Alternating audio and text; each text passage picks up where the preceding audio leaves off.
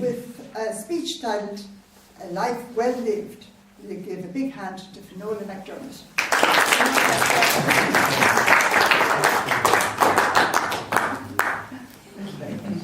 Well, lovely welcome.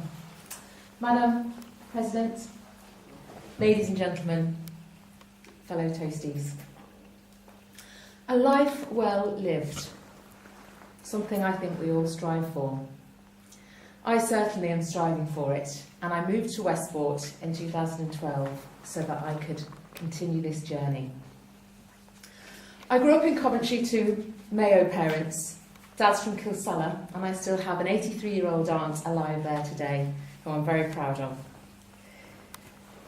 Westport was our holiday location every single summertime without fail, and we absolutely loved it.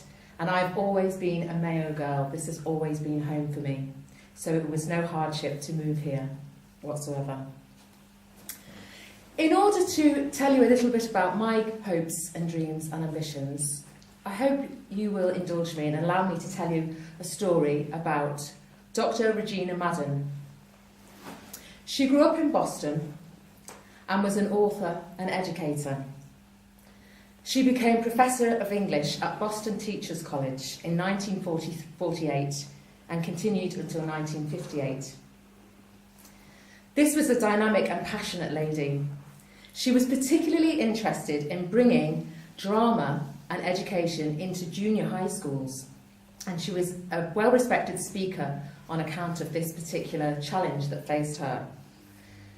She was highly respected for the articles that she wrote and the contributions she made for the ERA Society of Boston, and she later became president, the first lady president of the ERA Society of Boston.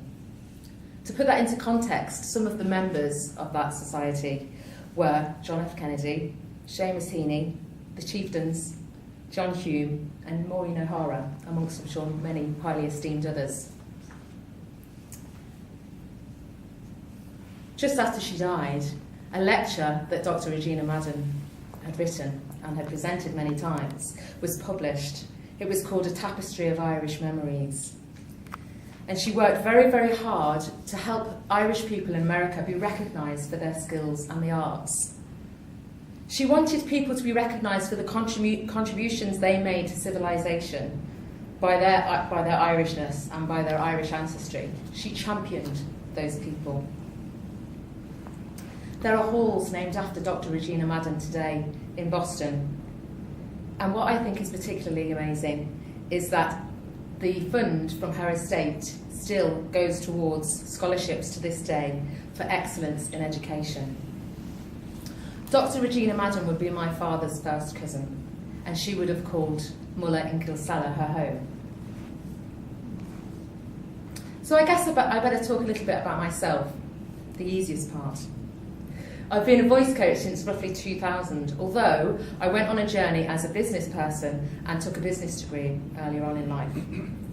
I won a scholarship for singing when I was about 7 years of age, and I was really, really privileged to receive that. I sang with Coventry School's choirs from the age of 7 to 17, and that's really where I honed my skills as a singer. I love working with all different types of singers. I've worked with people under 8 and right up to 80. Everybody has their own particular challenge, and singing is so subjective, it's so close to our hearts, that I feel privileged to be given the position of trust that people give me when I work with them.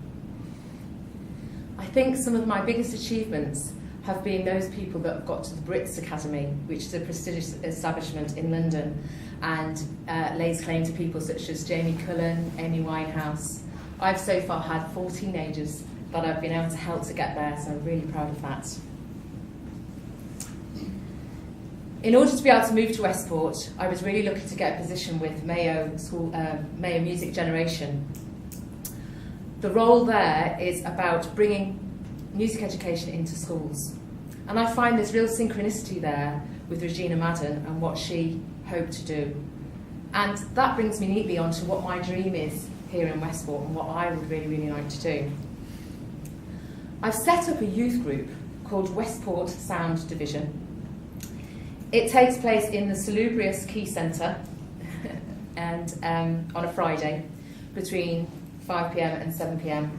and it's for teenagers, anyone from 10 years upwards. What I'm hoping to achieve with this is to encourage people to make music. Obviously, my skill is in singing, so that's the best thing I can bring to the children, is encourage them to sing. For boys that particularly who aren't really interested in singing, I've now opened the doors and encouraged them to rap, just so that they will come and be brave enough to make music, and to give them the gift of that confidence and build up their self-esteem. The dream is to make that particular project self-sufficient, and I hope it runs for a very long time, and I hope that the children who get involved in it will later on come back and feed back into that programme, so that it is something that lasts for a long time. And those people that don't always get the support or get the encouragement, perhaps from families or friends, they will find that from this particular organisation. And they have an outlet to express their creativity, even if it's not necessarily something they feel that they're good at. They have that space to do that. Perhaps when Dr. White wins his 10 million, he might become one of the charities that maybe he would like to help us with. So that was my dream, to set something up like that was my dream for a number of years, and I find it really synchronistic that I've recently discovered about my cousin, Dr. Regina Madden, and the work that she did. And I'd like to end, if I may, with a short piece of information that I read from the internet that was said about her by her colleagues at Boston College. When God called Dr. Regina Madden to him, we lost a brilliant scholar and a devoted teacher and a gracious lady. Her radiant presence will long be remembered in the halls of the Boston Teachers College. She loved life and lived it to the fullest. An erudite perfectionist, she gave her best to her students, exacting from them a standard of achievement and imbuing in them a desire to emulate her scholarship. One to revere, one to respect, one in all ways kind, in all ways thoughtful, in all ways a gentle woman. If I could emulate Dr. Regina Madden in any way, then I think I would have had a life well lived.